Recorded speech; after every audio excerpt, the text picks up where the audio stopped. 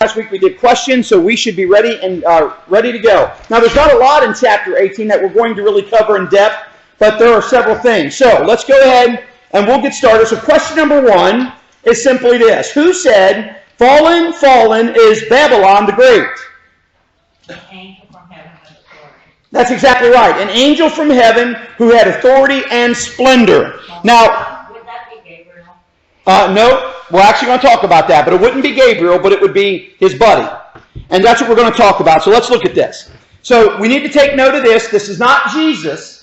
This is not Jesus. Now, there are people that say, well, this could be Jesus, but it's not Jesus. We would know if it's Jesus. Many believe this angel is Michael, the archangel. And there is a reason why we believe it's Michael, the archangel, and every theologian believes that. Michael is the archangel of war, where that's what they refer, or the protector of God's people, who God gives authority to not only fight for the Lord, but to defend the people of God. And we know this for several reasons. One, we also see in the book of Jude, when Jude talks about the fact that when Moses dies and God buries Moses, and Satan is actually disputing for the body of Moses. And Michael basically says, the Lord is against you.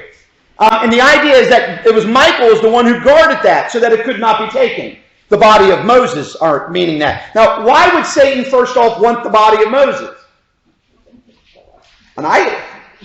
Because that's exactly what the Israelite people would have done, is they would have worshipped him as an idol, because they already somewhat really revered him. So it could have easily become an idol. But Michael said, and I'm using my terms now, you're not getting it, and you're not getting through me.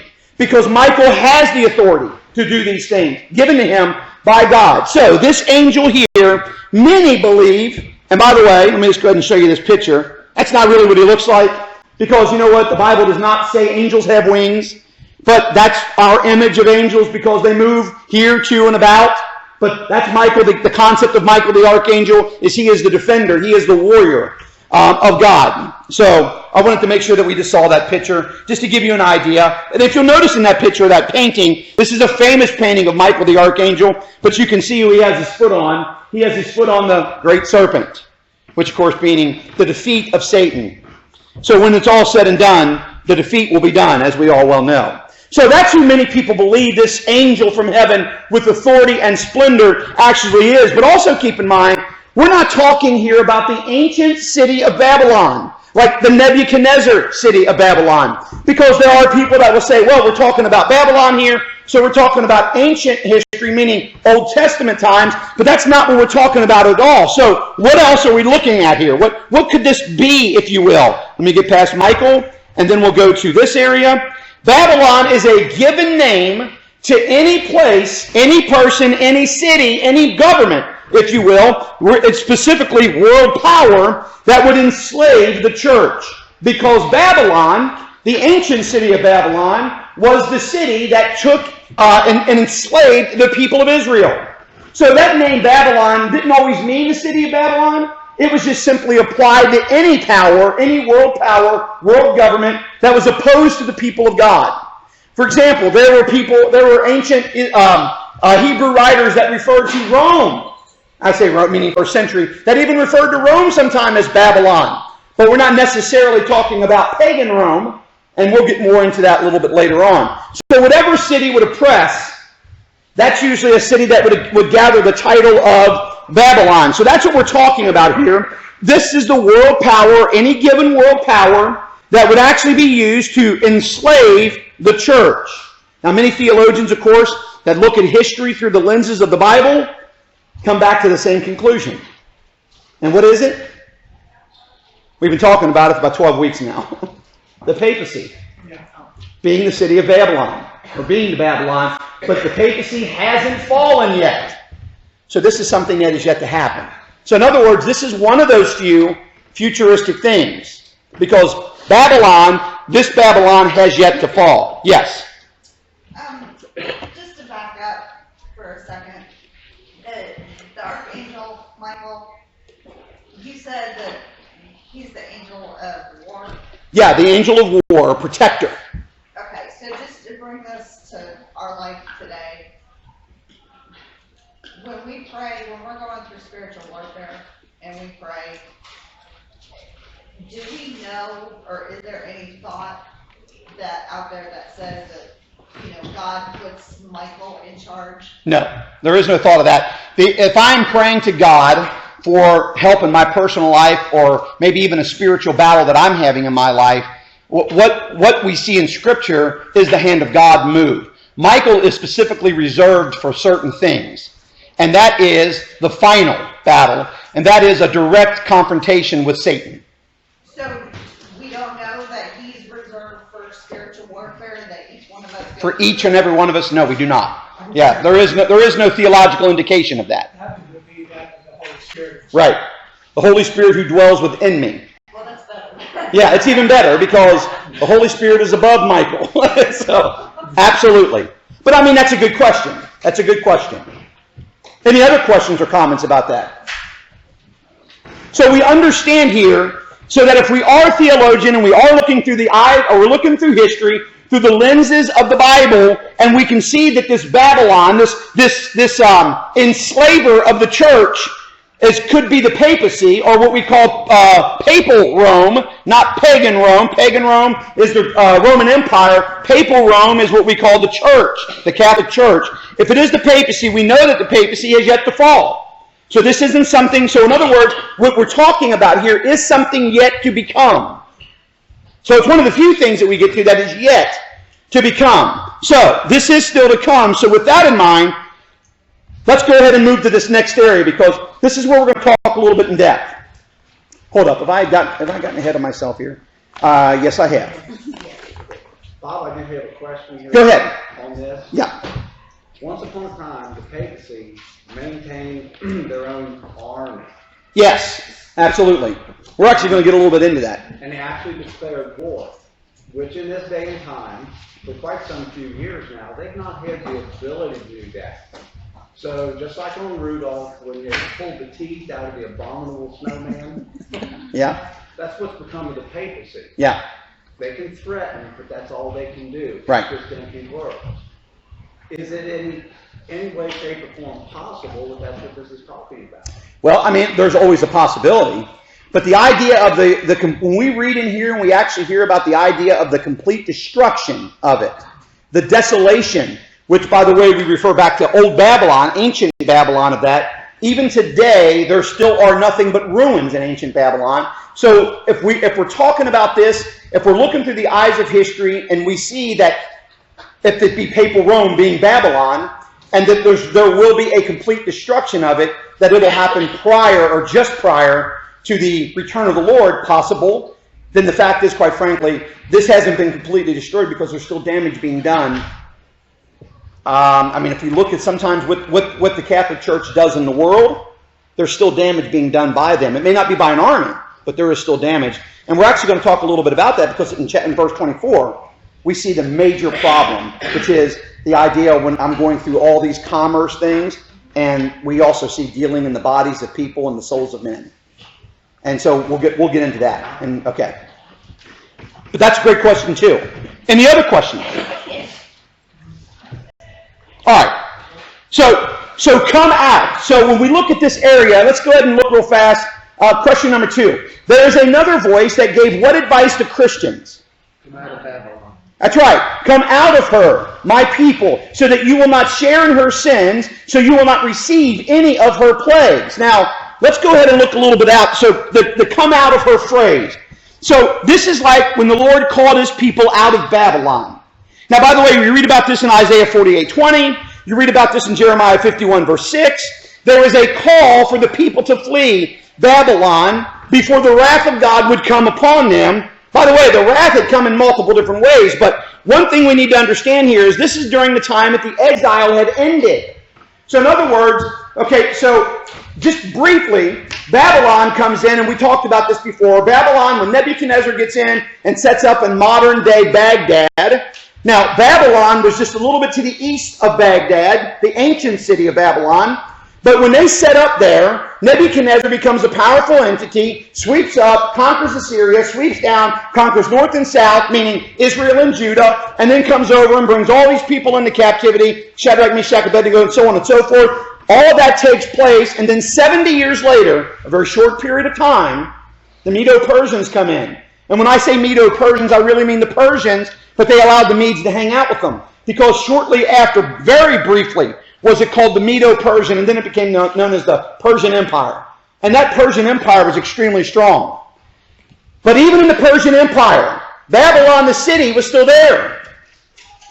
And the people, the Jewish people that had been taken into captivity, had learned for 70 years to live among the Babylonians, or the people now of Persia. They learned to live among them. They had kind of accepted that way of life. They had built gardens. They had built homes. They were now there. And so when the time for the exiles to go back home, as they should have, we see that they don't move.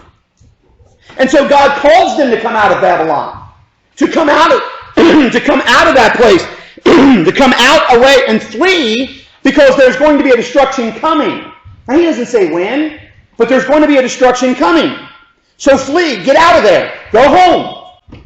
And so when we think about that for a minute, this is what we believe right now. So when people look at it again through the eyes, history through the eyes of the Bible, many believe this applies to the Papal Roman Empire, or to the Holy Roman Empire, meaning Papal Rome. And since it is seen as Babylon, the people of God, because even in all of Papal Rome, there are people that truly were devoted to the mind and the words and the way that God calls us. And so basically this is come out.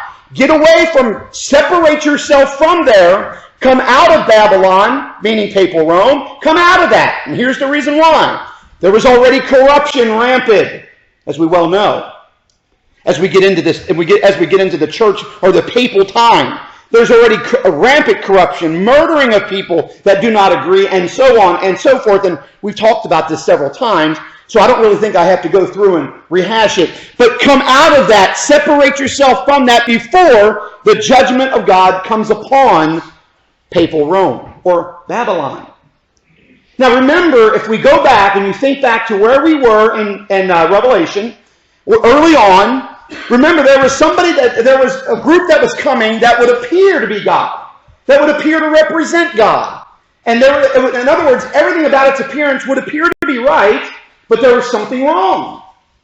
And by the way, pagan Rome doesn't fit that at all, because everybody knew that pagan Rome was pagan. Everybody knew that. And then not only does pagan Rome not fit it, but all the other secular areas of the world doesn't fit it, because people knew, well, this is against God. So it has to be something that appears to be right. For example, you look like an angel of light. You look like a lamb, but you're a wolf in lamb's clothing.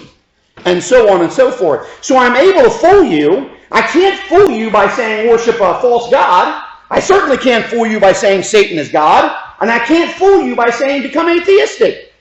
But I can fool you if I'm saying all the right words, but I'm redefining them and you don't know it. Does that make sense? Okay. By the way, I should know, we all should know, that is not limited.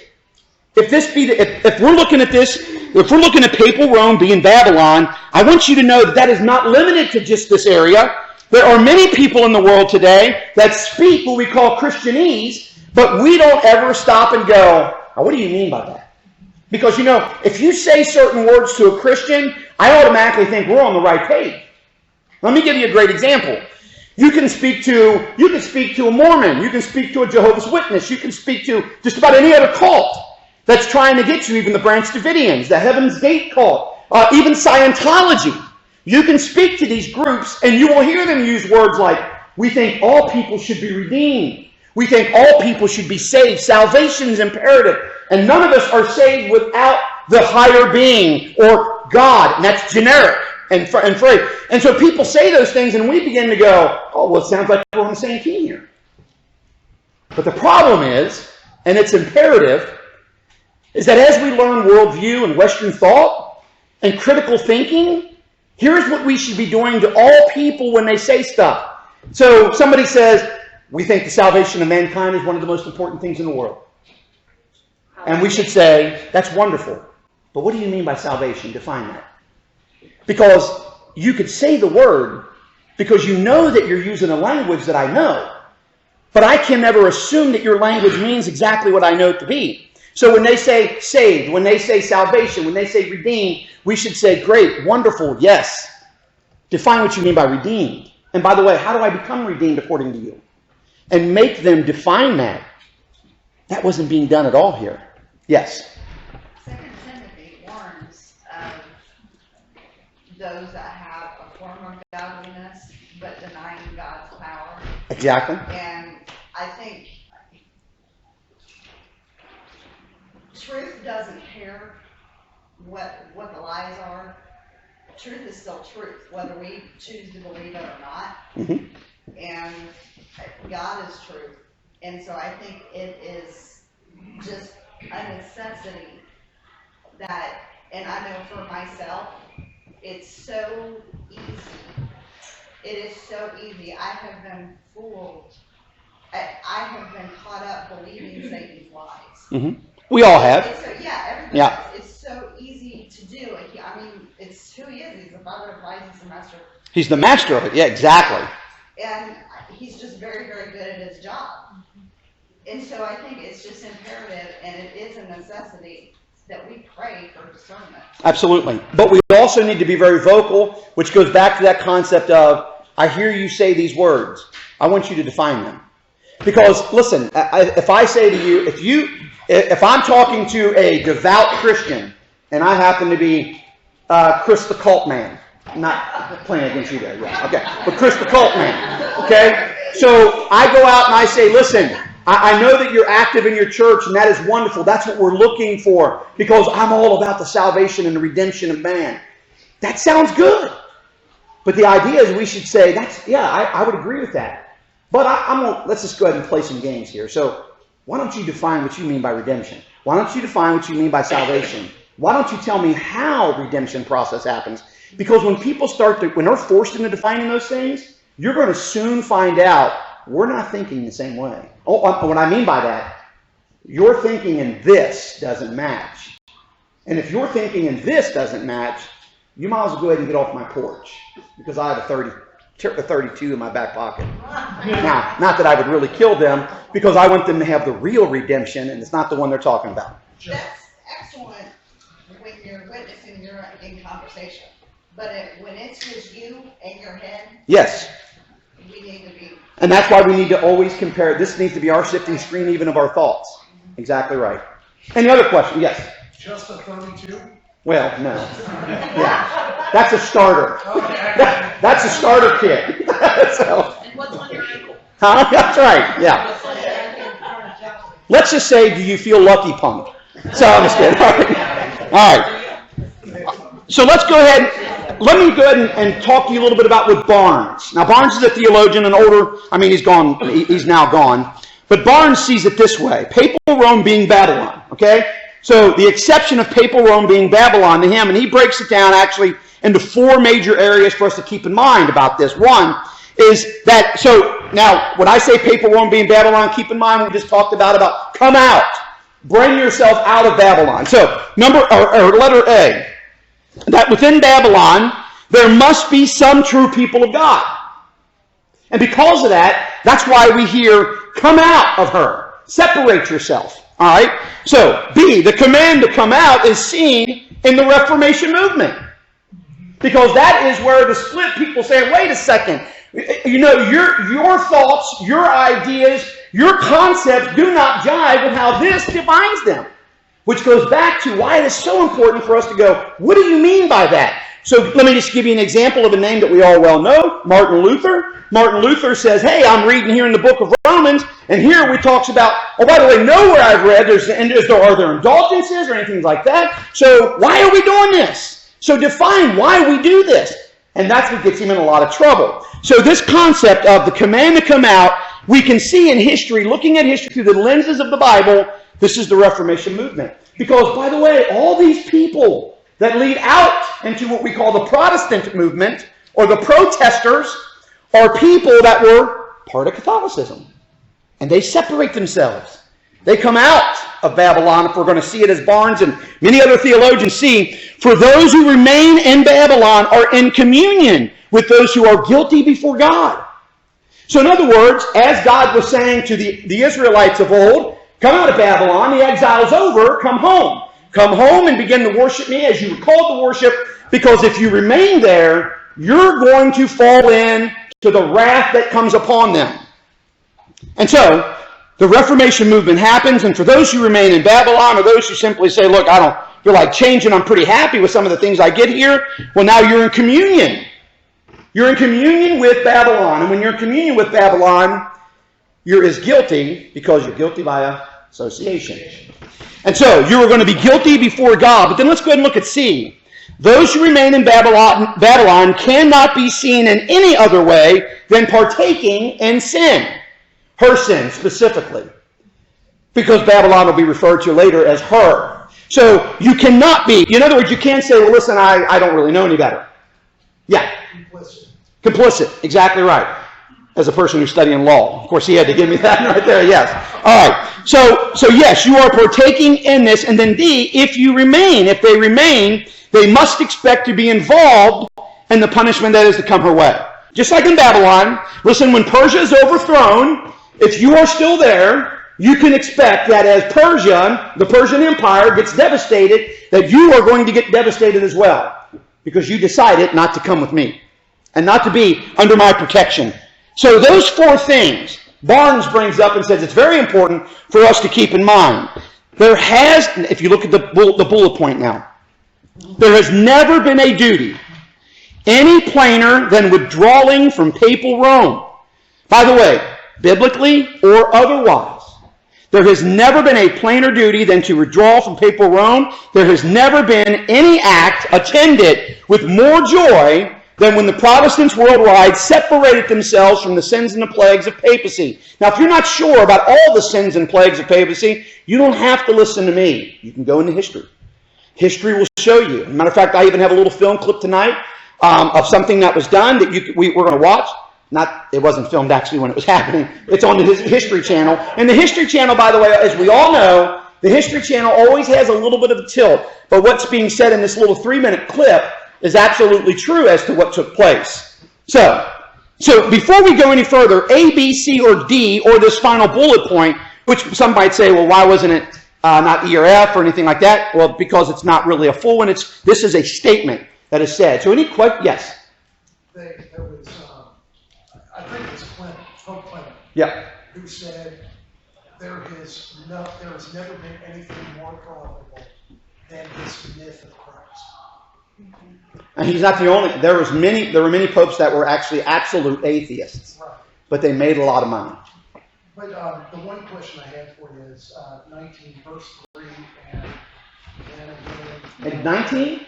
Or I'm sorry, 18 Oh, okay. verse 3 and then again down in 9. The kings of the earth. Yeah. The kings of the earth having adulteries with the church. In a historical context, would that be like for instance, King Philip of France conspiring with the papacy, even trying to get a French cardinal as pope in order to gain more power? And not just there. Yeah, that's absolutely. Absolutely. We're going to actually talk a little bit about many of the Western world leaders and what they have done. So yeah. But that's an excellent question. Is there any other questions or comments? I apologize for. No, I don't apologize.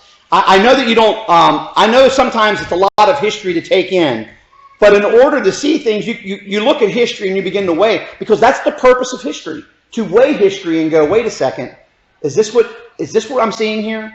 Okay, so with that in mind, let's go ahead and move on here. We need to also understand that Christians should be separated from that which is worldly. So in other words, we just talked about papal Rome. And that's right. We need to keep that in mind. But we also need to be separated from that which is worldly, no matter what that may be it papal Rome, be it the world, anything that is against what God stands for. Anytime a Christian finds themselves in a situation that is openly opposed to God, morally, ethically, or principles, we should find ourselves only on the side of God. And listen, I'm just going to be honest. That means a lot of times you will be lonely.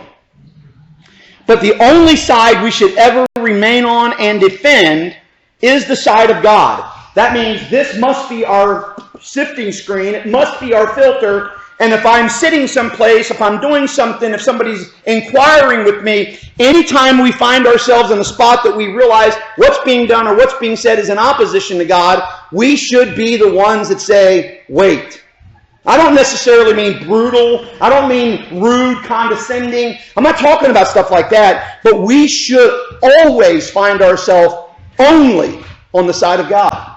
And I'll just give you a real simple one. I'm talking about moral debates. When we find people in complete openness about loving abortion or loving a gay lifestyle or loving, and fill in the blank. When we find ourselves in situations like that, we should not be ashamed of the gospel message, as Paul said. We should be the ones that say, wait a second, that's not biblical and that's not what I believe. And I know that's a lonely spot. And a lot of times, people don't want to do it because it's a lonely spot, or it's a spot that we're going to be mocked, we're going to be ridiculed, maybe not to our face, because nobody has really the guts to do that nowadays. They just like to go to social media and say it, because as long as I'm looking at a screen, I don't have to face your hands. And that's what it comes down to. We should always find ourselves only, and I can't stress that enough, on the side of God. As lonely and as painful as that may seem. And be. And as embarrassing to you your first time, it may be. But I can promise you this, that the first time you do something is always the hardest, and then every time after that becomes easier and easier and easier. Because it becomes more of a routine in your life. Does that make sense? Is there any questions about that or any comments? Okay. So, this should not be a struggle, but for many people it is.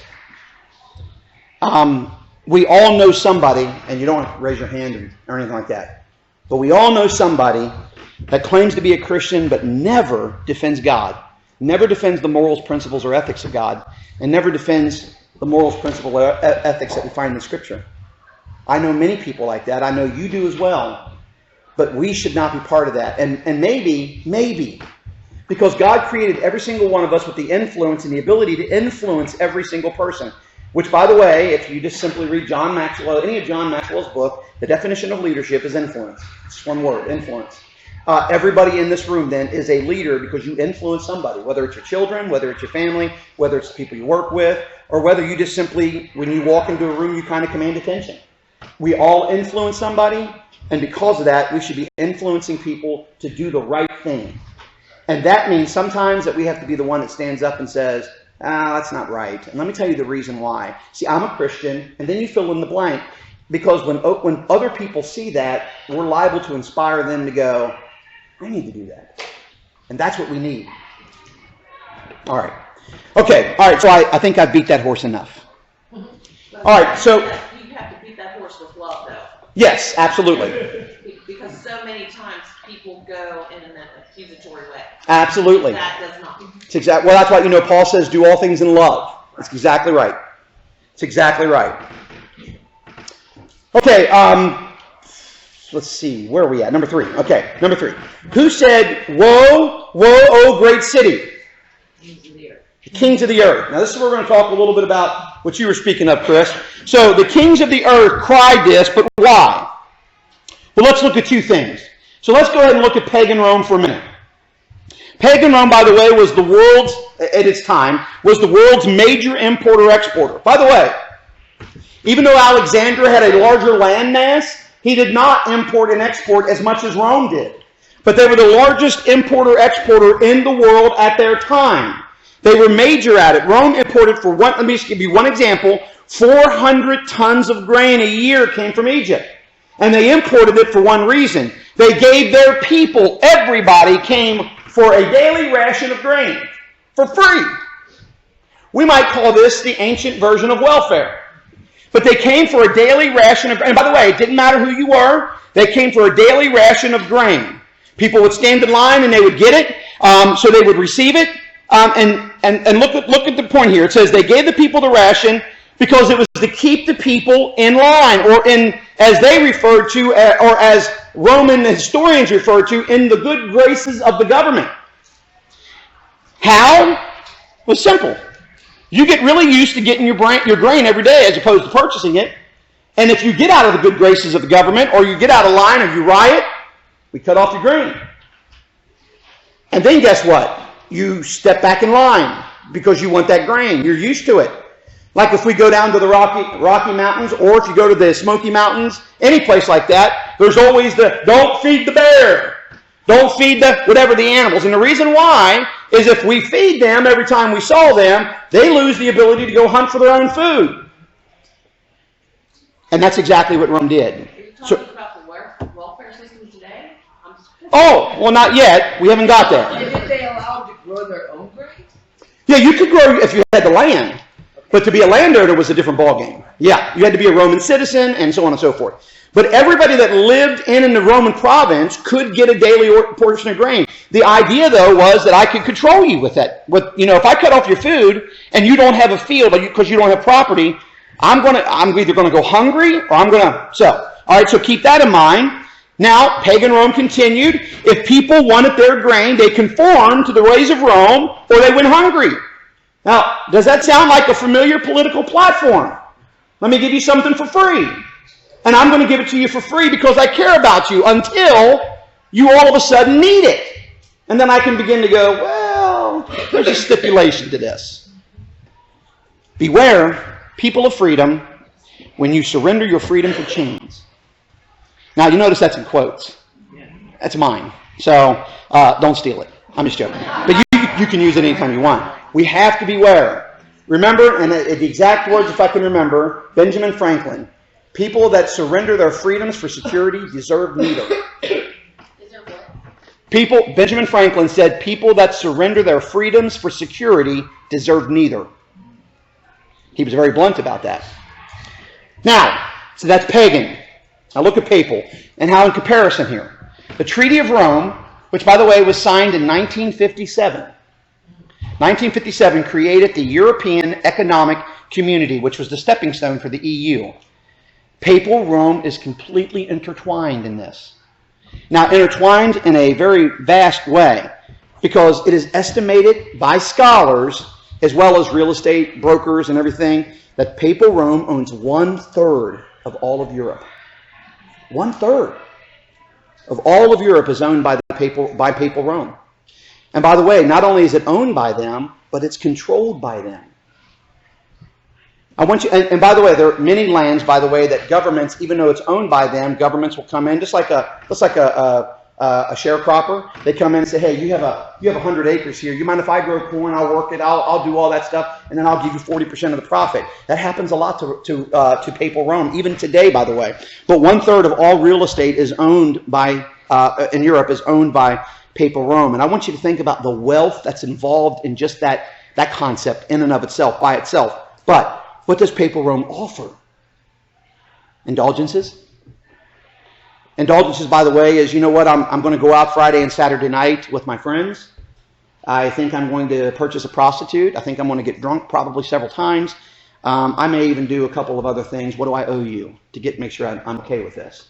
And then there's a price put to it, and I go ahead and pay it. And then I know that when I leave the house on Friday night, all the way through Sunday, I'm good to go because I have already paid. That's called an indulgence. And by the way, the Sistine Chapel was paid for with indulgences. St. Peter's Cathedral was paid for with indulgences.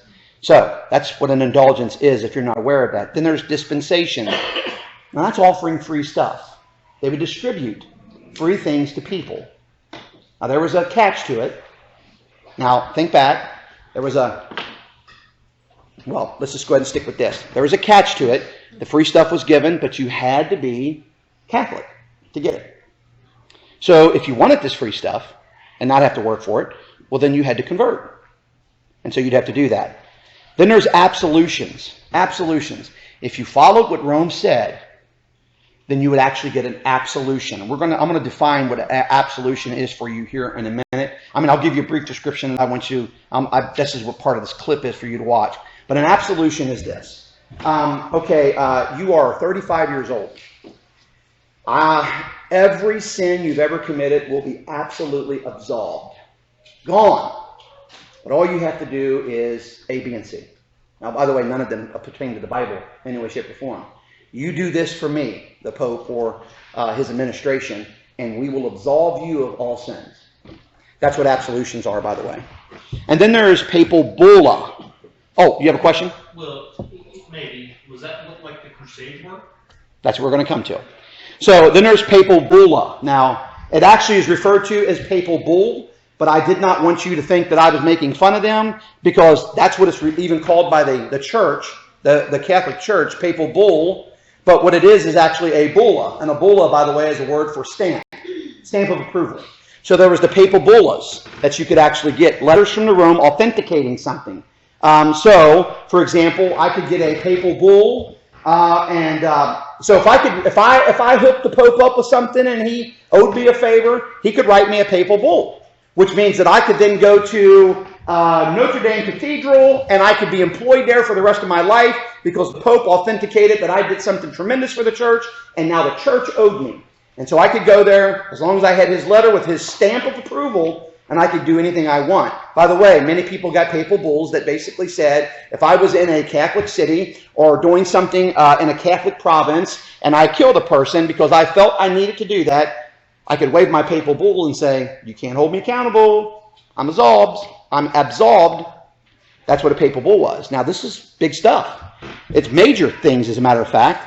So continued, you can see why this would be detrimental to kings of the world. Because, by the way, if you were a king of a Roman area, of a Catholic area, like Charlemagne was at one time in the Holy Roman Empire, if you were the king or you were aristocracy, you were already given papal bulls. Everybody had them. You could do whatever you wanted. And that's why even later on, we get the right of the king, even in England, where the king could do no wrong. He could violate any law and do anything. By the way, this even applied in the Church of England, but when it was Catholic completely, you could do anything you wanted in the wrong, break any law, and you were already absolved because you had a papal bull. Yes? So what's the difference in the Scientology belief of your money, your financial status in the church is what makes your position in the Scientology hierarchy? Then here, then What's the difference? I mean, if you have somebody who is able to do something dramatic for the Pope, and then they get that document, well, it didn't always have to be something that involved money. So it didn't have to be an indulgence. It could be, it literally, and I mean this, and you can find it in history, it could be that the Pope did not get along with a bishop someplace, and so I went to the Pope and said, I'll go drop the bishop in Carthage, and I'll kill him, and I'll bring back proof that I did so, and if I do that, so it didn't involve money, it just did, I was doing you a favor that you couldn't get done, that you wouldn't be attached to. Same concept, though. Same concept, yeah. I'm doing something to get something. Absolutely. Absolutely. And that's a real problem, no matter what. Now, here's the thing about you, Chris. Almost all Western leaders, even today, seek friendship, or at least acceptance, if you will, with the Pope for support of whatever they happen to may be doing. And it's a pseudo-bulla, is what it is. The idea is that if I'm seen on television, and I'm using this, and by the way, you notice I put almost all. Not all do it. But almost all will go and be seen on television in the old handshake or whatever the case it may be. And it's a pseudo-bulla to basically say, you see, when I do something, even the Pope is okay with it. Now, let me give you a real tremendous and very large example of what I mean by a pseudo-bulla. Hitler, with the Pope during the time. If you, like I told you before, you can read the book called Hitler's Pope, and basically Hitler goes to the Pope and says, hey, listen, this is what we're going to do, and we're going to begin doing this and that, and so on and so forth. And the Pope said, the church will not be involved. The church will not speak against you, but you can't touch any Catholic church. You can't do this, that, and so on and so forth. And if they said, and so Hitler said, sure, okay. Hitler being a man of his word, that always meant something, but said, sure, okay, no problem. And so the Pope never said a word, never spoke out against it. The atrocity of the murders of the innocent people or the killing of Jews, none of that was ever spoken about by the Pope. It was a pseudo-bulla, is what it was. So the stamp of approval, and you could see why to the kings of the earth or to the leaders of the world, this would be a major loss if this doesn't exist anymore. At least to some. I mean, obviously, a mullah of Islam is not looking for approval through the Pope. in any way, shape, or form. Thus, the Reformation movement had to happen to free those who would flee Babylon, those who would see and understand that they had to get away from this corruption because it was leading to destruction. Now, let's see here. Oh, it's the next one. Okay. All right. So cargoes. I know this is a question, right? Let me see here. Yeah. Okay. All right. So the cargoes that were wept over, that the merchants wept over, what we find it in verses 11 through 13. But I really want to focus at the end of 13. Now look with me, if you will, at the end of 13. At the end of 13, we find, so let's just start in verse 13. Cargoes of cinnamon and spice and incense, myrrh and frankincense, of wine, of olive oil, of fine flowers and wheat, of cattle and sheep and horses and carriages, and bodies and souls of men. That seems like when I read that whole list of things, everything makes sense. Cargoes of gold and of silver, and of precious stones, and of pearl, and of linen, and purple, and silk, and flour, and this and that. But how does the souls of men fit inside there? So I want to make sure that we understand. So spiritual Babylon dealt with cargo that was of greater product. Now what do I mean by greater product? It was a greater product than jewels or spices or colors or any kind of material made in the world. It's of greater price because if I go back to Genesis and I see God creating man in his image, we are the magnum opus of God's creation. We're greater than anything given, period. And so when it comes down to the concept of the souls of men, there is no greater object in the eyes of God than the soul of mankind. He could care less about the gold. If you want to get technical, that's what the street's made of. Who cares? And we go into many other things. But the souls of men, priceless. Be a great MasterCard commercial. But the idea is it's absolutely priceless. So the spiritual Babylon deals in cargo greater than anything like that because they dealt with the souls of men. And then, what does that mean? Well, let's go ahead and look at this again. Indulgences, dispensations, absolutions, things like that. Papal bullas, and so on and so forth. Do you realize that anyone who fought the Crusades was given permanent absolution? Permanent absolution from their sins, and they were promised eternal glory with God by Pope Urban II in 1095 AD. He gave a speech from France and called all men together, aristocracy, kings, and the common man, called them all together. Now, the fact is, he did something that no other person before him did. And that was assume a responsibility that was never given to him. Now, with that in mind, I want to go ahead. This next one just simply says this. So here's what I'm going to do. Let me get back to this. And just bear with me here.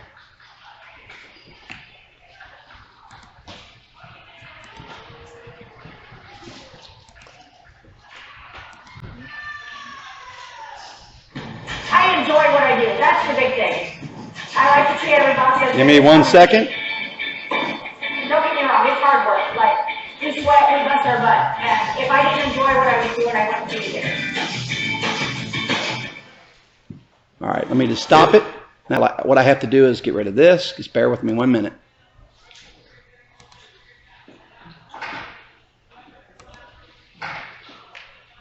There you go. There was good reason why men would risk everything to journey to a distant land from which they might never return. Blighted by famine and racked by petty wars, their European homeland was a cursed place. They craved a better life in this world and the next. In November 1095, the Pope performed a spellbinding open-air sermon outside the town of Clermont in France. It was a rallying call to princes, knights, clerics, and the common man to wage a war under the banner of the Catholic Church.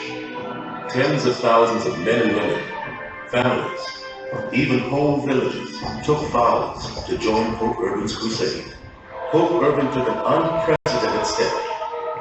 He offered to those who pledged their souls to the crusade a ticket directly to heaven. The world of the Middle Ages was a world that was deeply concerned with matters of religion. And it's almost impossible for us in the secular age today to overestimate how concerned they were. It's almost impossible for us to understand how concerned they were. People are bombarded with the fact that they are threatened by sin from all forms of life. Just everything they can do in life is potentially sinful. It's literally as if the air they're breathing is contaminated with sin. As far as I'm concerned, there's one key thing that's driving people to take up the cross. And that is that they actually believe that this crusade is a spiritual war and that it's going to purify their soul from sin. It's just religion that's driving it. The Pope's sermon pushed the boundaries of Christian teaching. In his holy war, a crusader now had the blessing of God to ignore the sixth commandment, thou shalt not kill, as long as he was an infant. But Urban marketed the crusade brilliantly. He struck a number of chords that the knights of Western Europe wanted to hear. He says, look, you're living these violent lives. If you don't atone for your sins, you're going to go to hell. What the crusade offered was a way of carrying on fighting and also receiving a spiritual reward. This is violence which God actually wants. And he wants it so much that he's actually going to give a spiritual reward to people who participate. It's literally like opening Pandora's box. I'm not sure he's actually conscious of how dangerous an idea he's tampering with that claim. In the autumn of 1096, almost a year after the Pope's sermon, armies from France, Germany, and Italy set out on the epic 3,000-mile march to aid their Christian brothers and liberate the Holy Land from Muslim rule. At stake, a tiny strip of land just a few hundred miles long, but with the greatest prize: Jerusalem. This was the collision of two great faiths, a clash between the crescent and the cross.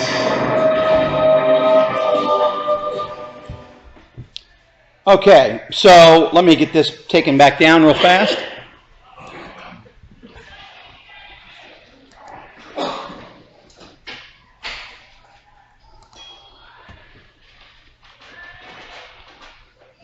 All right. Okay, so let me go ahead and make sure that we understand something clearly before we go any further.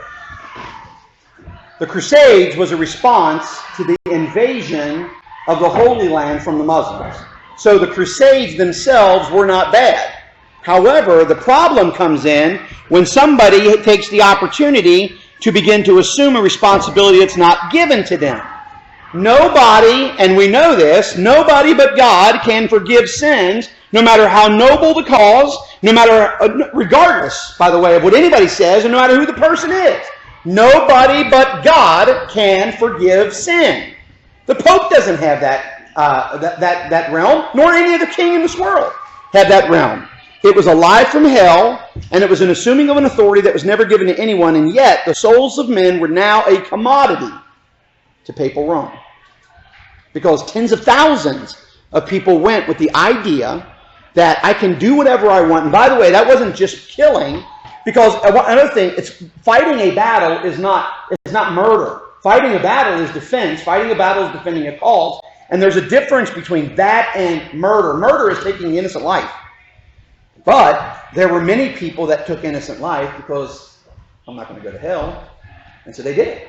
There were many people that went and lived in brothels because I'm not going to go to hell. I'm in this battle for everything. All my sins gone. And so people began to live, had this fake idea that I am completely okay with God because that man back there said I was, as long as I go fight this battle. So it was never given to him. Yet another reason why the average person was not allowed to read the Bible for themselves, because they would have been able to say, wait a second, this doesn't jive with Scripture. But you weren't allowed, the average person was not allowed to read the Bible themselves. And so, with that in mind, I think, let's see, we go down to the last one. In the essence, why were the people weeping? Well, because they were getting ready to lose this, but I want to bring up this one point here that I know I didn't ask this question, but the blood of the prophets. Papal Rome, and by the way, we talked about this early on in Revelation, has killed more Christians. Matter of fact, it can't even be counted.